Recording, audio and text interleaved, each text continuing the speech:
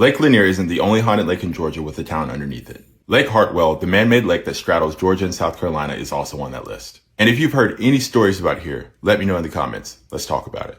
Before the area was submerged by water and before Europeans, this land was inhabited by the Cherokee. And somewhere beneath the lake is one of the Cherokee's most important gathering places. In the late 1700s, Revolutionary War veteran John Harris Jr. established a plantation. It was called the Harrisburg Plantation, and it was still around by the 1950s, but only known by name at this point. When the U.S. Army Corps of Engineers established the Hartwell Dam, it was submerged. But only partly.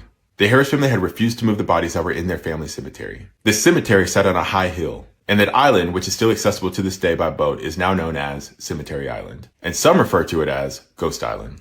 There are at least 48 documented graves on this island, including John Harris Jr.'s. Andersonville, the most famous town that's underneath the lake, was established in 1801 and was a thriving river port. Constant floods and location made Andersonville another victim of the Hartwell Dam. Going back to the indigenous people who lived here originally, several of their major indigenous sites were buried.